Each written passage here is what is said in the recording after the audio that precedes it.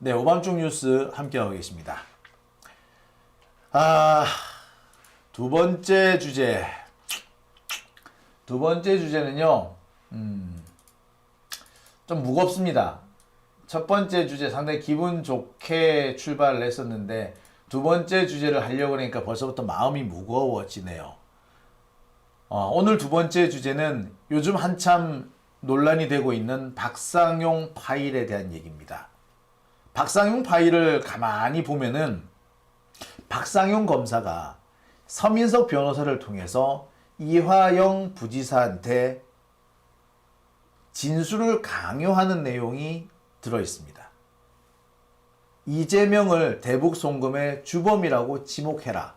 지목해라. 지목해라. 지목만 해주면은 뭐도 해줄게. 지금 이화영에 대해서 진행되고 있는 그 많은 수사들 다 없는 걸로 해줄게. 다 묻어줄게. 다 묻어줄게. 그렇게 얘기를 하죠. 이화영 부지사는 박상용의 이런 회유 협박에 정말 잘 버팁니다. 박상용이 가족을 건드려요. 딸 같은 경우도 건드리고 아들, 딸을 건드려요. 그래서 직장 취업이 취소가 되기도 하고 참 이런 말 못할 일들을 겪습니다.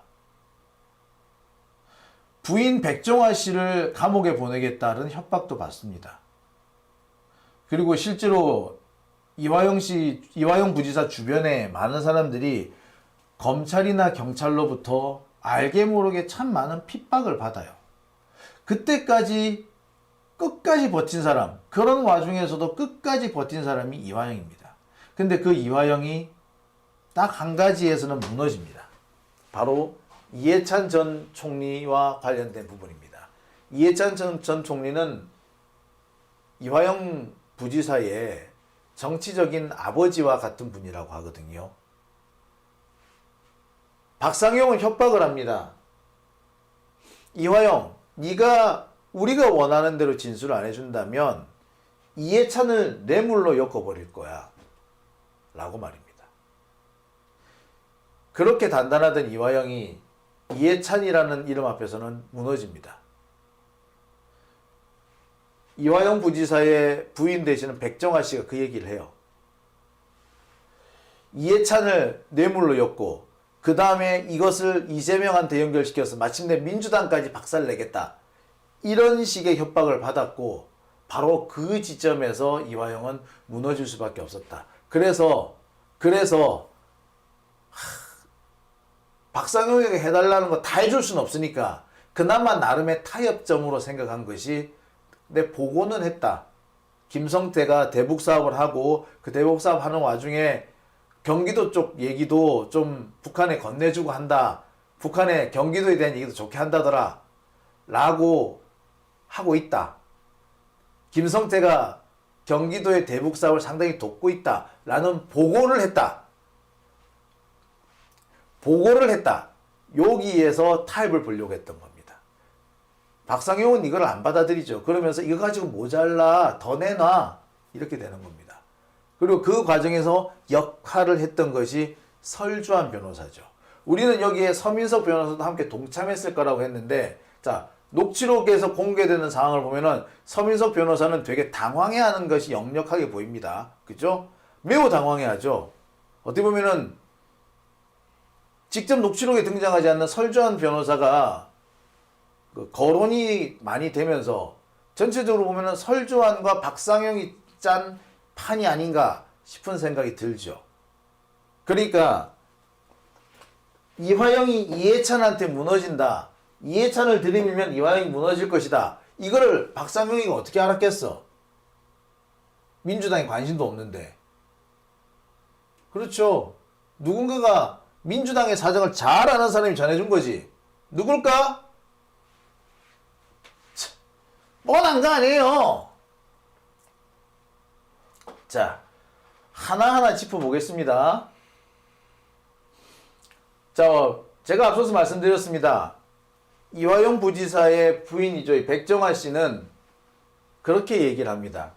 이화영 부지사가 박상용 검사의 회유에 어쩔 수 없이 무너지기도 했다.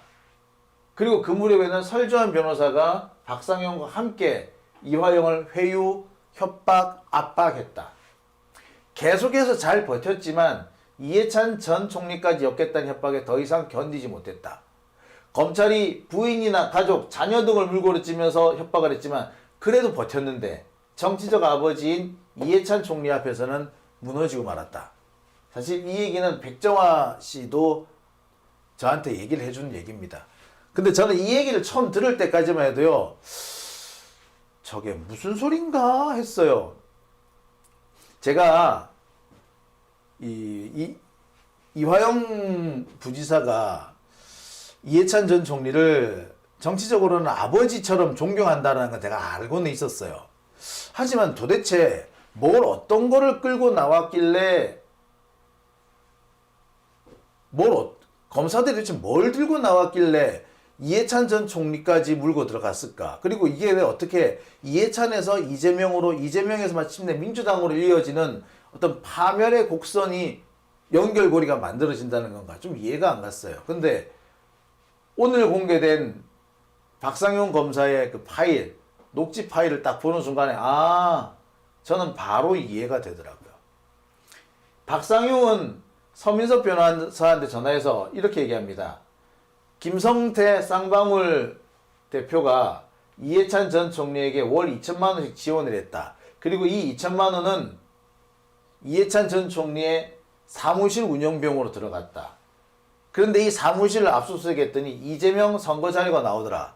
사실상 이재명의 선거 사무실로 쓰였다. 이런 식이 된다면 제3자 뇌물죄로 처리가 가능하다. 관련된 증거가 우리가 빵빵하게 있다. 라고 그 말이죠. 자, 바로 이 지점에서 무너졌다는 겁니다. 자, 제가 이 녹취록을 준비를 했는데요. 녹취록 내용을 한번 들어보시고요. 계속 다음 순서 이어가겠습니다. 지금 아마 이제 이분 걱정은 예, 자기가 심경 변화를 했을 때, 예, 그러니까 자기가 완전히 그냥 자폭하고 나는 죽는다라는 걸로 가지 않고 갔을 때 민주당에서 자기가 이제 배신자로 찍히는 게 아마 제일 괴로울 거예요.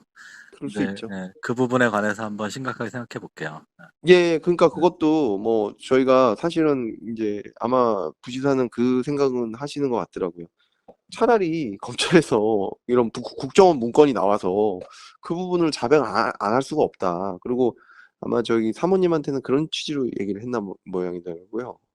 그 뭐 이해찬 대표 지키려면 이거 하는 수밖에 없다. 그리고 저 자, 이 화면이 조금 이상했죠? 제가 처음부터 다시 들려드리도록 하겠습니다. 자막까지 같이 보시는 게 이해가 수월하실 겁니다. 자막과 함께 다시 나가겠습니다. 예, 지금 아마 이제 이분 걱정은 예, 자기가 심경 변화를 했을 때, 예, 그러니까 자기가 완전히 그냥 자폭하고 나는 죽는다라는 걸로 가지 않고 갔을 때 민주당에서 자기가 이제 배신자로 찍히는 게 아마 제일 괴로울 거예요. 그럴 수 근데 있죠. 그 부분에 관해서 한번 심각하게 생각해 볼게요.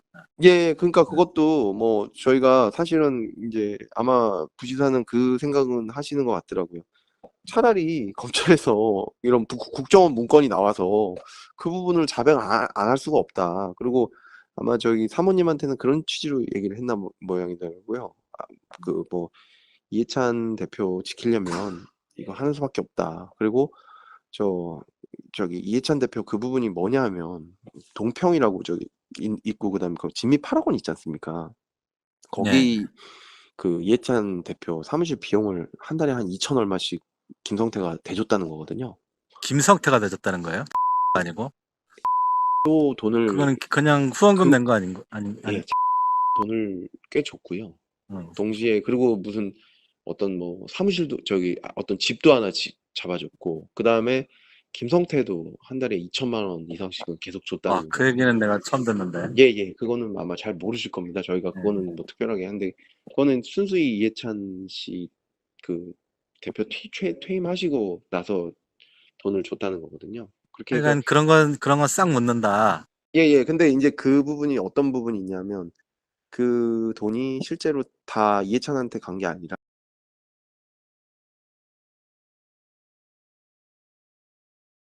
시 그 대표 퇴임하시고 나서 돈을 줬다는 거거든요. 그렇게 해서 하여간 그런 건 싹 묻는다. 근데 이제 그 부분이 어떤 부분이 있냐면 그 돈이 실제로 다 이해찬한테 간 게 아니라 약간 그 사무실을 썼는데 그 사무실이 이재명 선거 캠프 비슷하게 약간 유사기간 비슷하게 운영된 것 같아요. 그 선거 때. 거기서 임명장 받았다는 사람도 너무 많고, 예, 그리고 실제로 그 동평 사무실 압수수색해 보면 완전히 이재명 그 선거 그 내용이 너무 많고, 그럼 그게 정치자금법이다 이건가요? 청취자법 위반 충분히 될 수 있고, 이게 나오면 지금 돈봉투도 문제인데, 이거까지 나오면 당연히 엉망진창이 되겠죠. 근데 그거 부분에 대해서 아직 그렇게 수사가 많이 진행된 부분이 아니거든요. 그런 부분이 있어서 그걸 오려를 많이 하는 것 같아요. 그러니까 이게 결국에는 이해찬도 이해찬이지만 또 결국에는 이재명으로 가게 되고 그게 결국에는 민주당으로 가게 되고 이런 여러 가지 복합관계가 있는데 알겠습니다. 이거를 아니, 막으려면 나는 어떻게 해야 되냐라는 민주당 쪽하고는 내가 아는 사람이 전혀 없기 때문에 예. 민주당 쪽 얘기를 들어볼만 그 좋겠지만은 설주한 변호사가 민주당 사람이니까요. 그 근데 그래 사람 내가 일부러 그쪽하고는 연락을 안 해요. 설주한 변호사는 내가 알지도 못하거든요. 그러니까 뭐 내일 근데 왜냐하면은 일단 지금 오긴 하는데 예. 그거는 뭐 부장께서 보시든 안 보시든 그거는 그래서 하여간 확인해 내가 주실 것 민주당 같아요. 입장이 어떻고 민주당과 얘기를 나눌 수 있는 처지는 아니고요. 일단 물론이죠. 본인과 가족 그 얘기만 좀 들어볼게요. 아유, 그, 저희 부장님께서, 지금 뭐 사실 부지사 믿는 사람 부장님밖에 없어서요. 부장님께서 와주셔서 조금 뭐, 솔루션을 제시해 주신다면, 사실 저희도 힘들고, 지금 부지사도 힘들고, 이걸 중재해 줄 사람이 없는 거거든요. 저희 음, 최대한 노력하겠다는 거죠. 예. 네. 그 부분을 좀 노력을 해서 할 테니, 그리고 부장님 보시면 아시지 않습니까? 이게 이렇게 되면 결과는 어느 정도 나올 수 있다. 이런 거를 부장님 보시면 아시기 때문에 아니, 나는 그런 부분에 국정원 있어서 문건 나오기 전까지는 네. 이 800만 다 무죄 달러는 받으시 다 네. 무죄라고 난 생각했어요. 네네네네네. 저도 뭐 그거는 충분히 그럴 수 있을 것 같았는데 예. 근데 이제 국정 문건하고 아마 김태균 그 저기 그거 저희가 증거 낸 거 아마 이메일로 다 보냈을 텐데 그 저기 회의록 있습니다. 그 예. 회의록 보시면 또 생각 많이 달라지실 거예요. 그건 제3자 뇌물까지 거의 메이드 시켜버리거든요. 알겠습니다. 한번 보고 예. 하고 근데 저희한테 시간을 좀 주세요. 시간은 뭐 드리는데 예, 예. 내일 좀 내일 그거 결정하라는 말씀하지 마시고 내일 결정하라는 말씀 전혀 아니고요.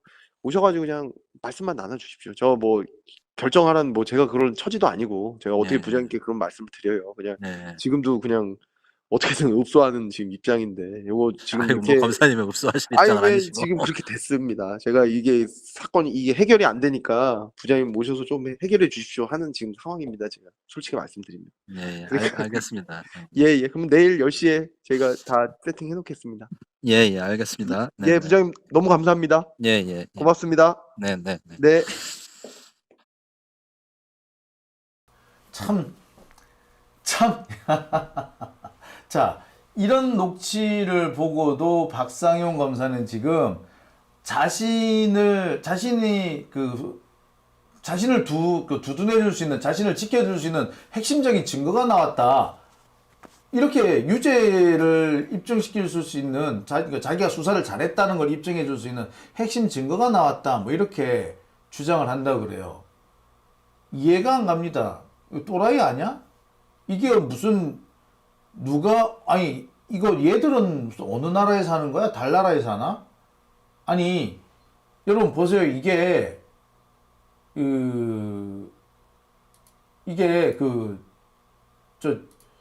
박상용이가 수사를 잘했다라고 박상용이가 이화영을 회유 협박한 게 아니다라는 증거가 여기 나오나요, 여러분? 여기 어디 부분을 봐서 박상용이 결백하다는 것을 입증해주는 그런 부분이 나옵니까? 이게 뭐냐면 얘네들이 그래요. 검사들의 태도라는 게 자기들이 불리한데도 유리하다고 이렇게 억지를 쓰는 겁니다. 그런데 그 억지가 먹히는 거지. 매번 먹혔던 거야. 그러니까 이번에도 똑같이 하는 겁니다. 이게 정말 재밌는 것이 정말 제가 기가 찼던 것이 한동훈이가 딱 이렇게 하거든요. 예. 참 저 기가 차죠, 여러분. 이게 뭔 소리냐고요? 저도 잘 모르겠어요. 오늘 박상용이가 이 녹취록과 관련된 이제 기사를 링크한 다음에 자신 봐라, 이 결정적인 증거가 나오지 않았냐, 내 주장이 옳다는 결정적인 증거가 나왔다, 뭐 이런 식의 포스팅을 올렸어요. 기가 차서 제가 말이 안 나옵니다. 그죠? 자, 그런데 여기서 우리가 하나 짚고 넘어가야 될 게 있습니다. 짚고 넘어가야 될 부분이 바로 설주환 변호사와 관련된 부분입니다. 자, 여기도 보면은 박상용이가 설주환 변호사를 거론하죠. 서민석 변호사가 내 민주당 쪽에 아는 사람이 없어가지고 이걸 내가 이 얘기를 어떻게 처리할지 모르겠다. 그냥 나는 일단 저 가족들 만나서 얘기해 보겠다.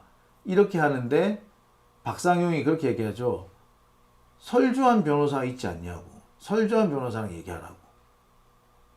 그러니까 이 서민석 변호사가 내가 설주환 잘 몰라요 하고 딱 잘라버리긴 하는데, 여기서 검찰이 설주환 변호사를 상당히 신뢰하고 있고 설주환 변호사를 앞세우라는 식으로 뭐 이런 식으로 얘기하지 않습니까? 특히 민주당과의 소통 관계 그런 채널이 없는 서민석 변호사한테 설주환이 민주당 사람이니까 연락하라고 뭐 이렇게 하는 겁니다. 그러니까 설주환 변호사가 상당히 많은 역할을 했다는 게 여기서 드러나죠. 누구를 위해서? 검찰을 위해서. 그러니까 검찰이 계속 지금 이화영이 이재명을 팔지 않으면은 민주당까지 위험해질 수 있다. 이해찬 전 총리도 위험하고 민주당도 위험해질 수 있다. 그러니까 여기서 이재명을 버려라. 이런 얘기를 하는 거 아니에요. 그죠? 그러면서 서민석 변호사한테 그거 민주당한테 전해요. 그러면은 이화영도 좀 말하기 수월할 거 아니야. 운신의 폭이 좀 넓어질 거 아니야. 라고 이렇게 설득을 하는 겁니다. 아주 협박이지. 지금 뭐 돈봉투 문제도 있는데 당이 아주 난리가 나는 거죠. 뭐 새끼가 뭐 이런 새끼가 다 있어 이거.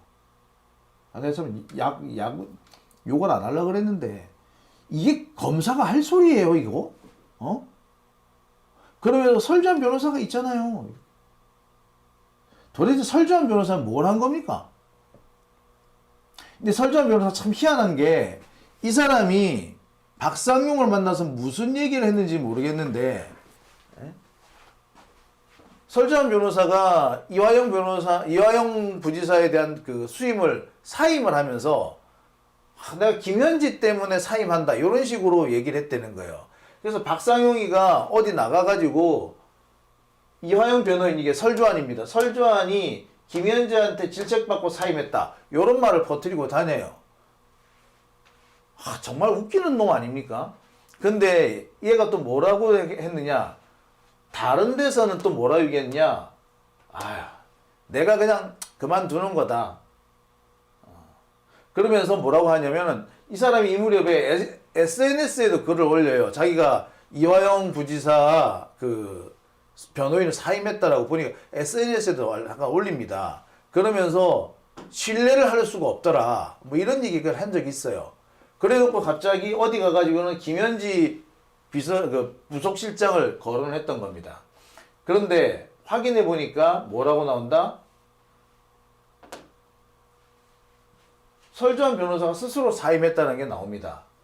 그러면서 당시 이화영 부지사는 설주환에 대해서 뭐라 얘기를 하느냐, 설주환이가 검찰 측 요구사항을 적어 와가지고 나한테 들이밀면서 검찰이 요구하는 대로 진술해 주는 게 좋겠다는 식으로 설득을 했다는 거야. 자, 설주환 변호사는 나는 그렇지 않다. 대장동 변호사들이 내가 사임하니까 뒤에 와서 말리기도 했다. 라고 얘기를 합니다만 전후 맥락상 설주환 변호사가 검찰 편에 서가지고 상당히 많은 역할을 했다라고 밖에 볼 수가 없어요. 그런데 여러분, 당시 이 시기를 좀 보겠습니다. 이때가 2023년 5월이거든요. 6월, 7월, 8월 넘어갑니다. 여러분 2023년 6월쯤 6, 7, 8월쯤에 한참 떠돌던 얘기 혹시 기억나십니까? 10월 위기설. 이재명 대통령이 당시 민주당 대표가 되고 난 다음에 툭 하면 몇 월 위기설 떠돌았죠. 맨 처음에는 2023년 2월 위기설이라 그러다가 23년 5월 위기설이라 그러다가 갑자기 23년 10월 위기설 얘기가 나옵니다. 근데 23년 10월에 무슨 일이 터집니까? 예, 이재명 대통령에 대한 구속영장 청구가 이루어지잖아요. 그래서 이재명 대통령이 그때 단식하고 그랬던 거 여러분 기억하시죠? 바로 그 시기입니다. 근데 그 시기에 전후로 이화영에 대한 압박이 있었어요. 그리고 그 무렵에 설주환 변호사는 이화영 변호인을 했다가 몇 달 만에 관두고 그리고 그 몇 달 뒤에는 민주당을 탈당해서 이낙연한테 가버려요. 원래대로 하자면 그 2023년 10월에 10월 위기설 당시 이재명 대통령에 대한 구속영장이 청구되고 그럼 청구되는 것과 동시에 이재명 대통령이 당대표직을 내려놓고 그러면 비대위가 생기겠지. 그 비대위로 이낙연이 들어오고 이러려고 했단 말이야. 근데 이재명 대통령이 안 나가지. 영장도 기각됐지. 그러면서 이낙연이 쳐들고 올라다가 못 들어오죠. 주저앉죠. 그러다가 결국에는 여러분 기억하실 겁니다. 그 다음에 바로 뭡니까? 2023년 11월부터 공천 준비가 시작된단 말이야. 24년 총선을 준비하는 공천이 준비되기 시작한다고. 그러니까 이낙연은 2023년 10월에는 꼭 이재명을 내쫓고 들어와야 했던 것이 그 이듬해 총선 공천권을 행사하고 싶었던 거예요. 그래서 그 10월 달에 이재명을 반드시 내쫓아야 했고 그러기 위해서는 이재명 구속영장을 만들어야 했던 거예요. 그게 8월, 7, 8월부터 떠들었던 거거든. 그런데 그 무렵에 이화영에 대해서 강제로 자백을 받아낸 거 아닙니까?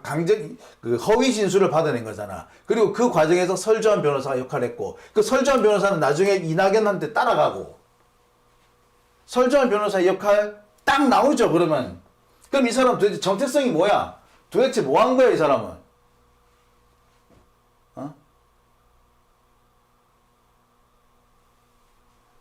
자, 설주환 변호사 그래서 상당히 중요한 사람입니다. 제가 볼 때 이 양반 좀 이상해.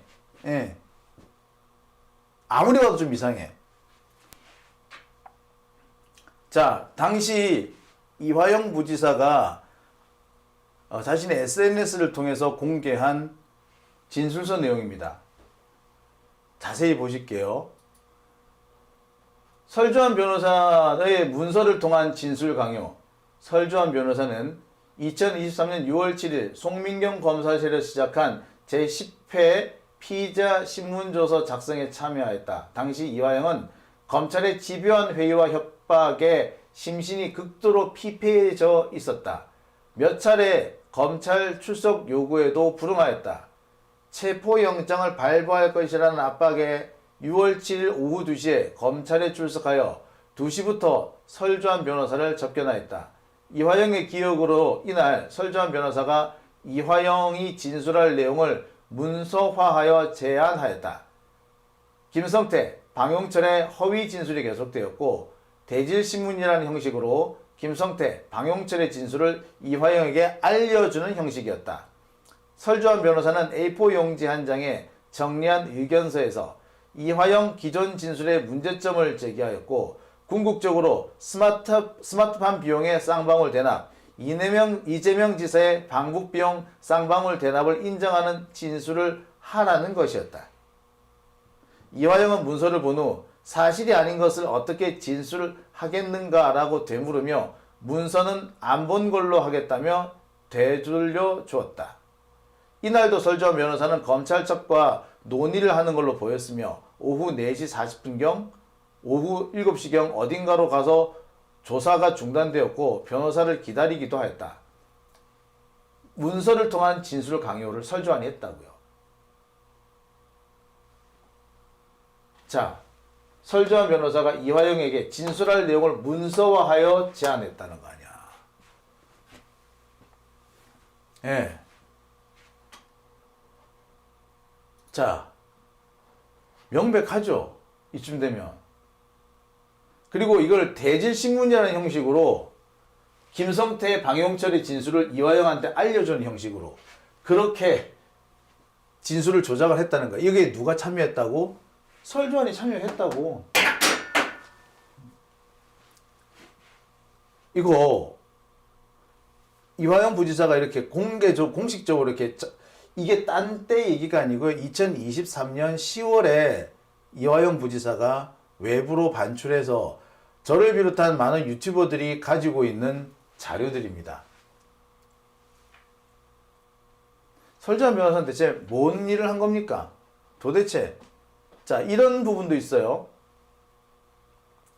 궁극적으로 스마트팜 비용의 쌍방울 대납, 이재명 지사의 방북 비용 쌍방울 대납을 인정하는 진술을 하라는 것이었다. 사실이 아닌 것을 어떻게 진술하는가라고 되물으며 문서는 안 본 것으로 하겠다라고 했다라는 겁니다. 자, 그리고 난 다음에 이화영 부지사는 자신을 접견을 온 지인한테 물어봅니다. 누구 변호사 옵니까? 자, 이게 아마 민주당 쪽 사람인 것 같아요. 민주당 쪽 사람이 이화영 부지사를 만나러 가가지고 그 설주환 변호사 옵니까? 라고 물어요. 그러니까 이화영이 이렇게 얘기합니다. 아니 그 친구 황당하더라니까. 아니 이 사람 뭐 잘 오지도 않으면서 오기만 하면은 이재명 대표님 인정을 하라고 이재명 대표가 주범이라는 걸 인정하라고 그렇게 자꾸 얘기를 하더라니까. 오지는 않고. 그럼 설주환이가 나한테 이재명을 인정하라고, 이재명이 주범이라는 걸 인정하라고 그렇게 얘기한 거야. 자, 그러면서 뭐라 그런다? 아니 요즘에 채널A인가 어딘가 패널로 나와가지고 얘기를 하는다. 그놈이 지금 갈라치기를 하고 있다. 자, 이런 얘기도 합니다. 대화 내용을 보면은 이화영 부지사를 찾아온 이 지인은 설주환 변호사가 도대체 왜 그러는지 잘 몰랐던 것 같아. 무슨 행동을 하는지도 잘 몰랐던 것 같아. 그래서 물어봅니다. 아니 설주환이가 형 욕을 하고 다니더라고. 갈라치기 하면서. 무슨 일이야? 걔 자주 와요? 물어보는 거야. 그러니까 이화영 부지사가 그놈 말이야 좀 이상한 놈이더라고. 아니 나한테 와가지고 자꾸 이재명이 주범이라는 걸 인정해 주래. 그게 뭐 하는 놈인지 모르겠어. 예, 그렇게 된 겁니다. 자, 또 있어요. 예. 자, 정말 핵심적인 내용이 이렇게 나오지 않습니까? 자, 우리는 여기서 설주환 변호사의 진실이 무엇인지 좀 듣고 싶습니다. 설주환 변호사는 나는 검찰 편에 서서 뭐 진술을 강요를 한 적이 없고 이화영이 스스로 자백을 한 거다라고 지금도 계속 주장을 합니다. 이화영이 스스로 자백을 했지 내가 자백하라고 한 적 없다. 그러면서 국정원 문건이 나오니까 이화영이 자백하더라 라고 얘기를 해요.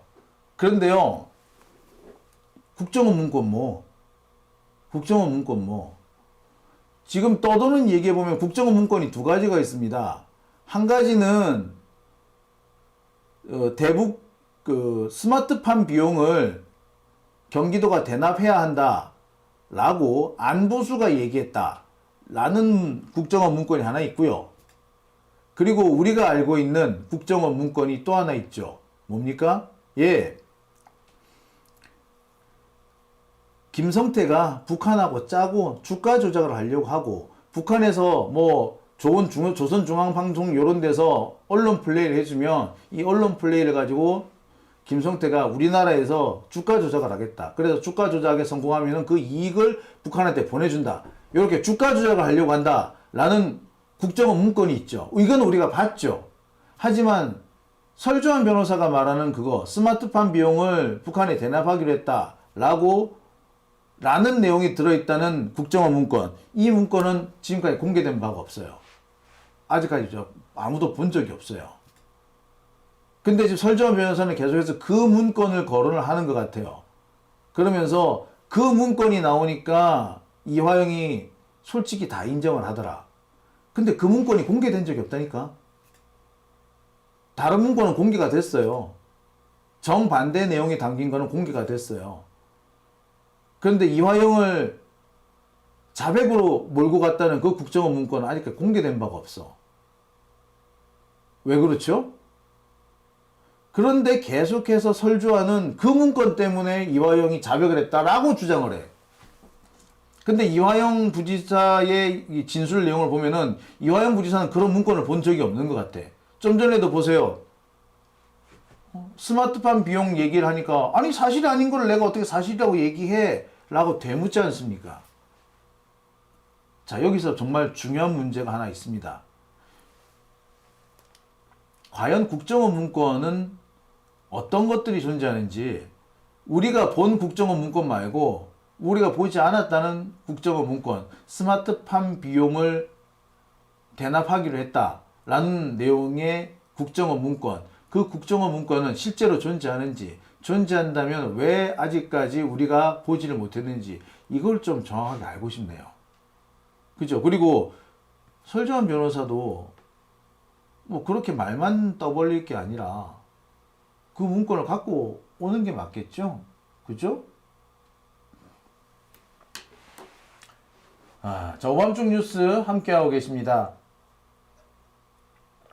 사실 오늘 공개된 이 녹취록을 가만히 들어보면 지금까지 무슨 일들이 있었는지 어떻게 보면 다 한마디로 다 이제 설명이 되죠. 제가 내일쯤에는 지금까지 공개된 이 녹취 파일들을 다 한번 갖고 와가지고요. 쫙 연결해 놓고 한번 들어보려고 합니다. 여러분 같이 들려드릴게요. 그러면 내용 파악이 훨씬 더 쉬워지지 않겠습니까? 이미 우리는 어느 정도 감을 잡았죠. 그러니까 이거를 같이 쭉 이어놓고 한번 들어보자고요. 그죠? 네. 자, 오밤중 뉴스 함께하고 계십니다. 지금 시각 12시 22분 지나고 있습니다.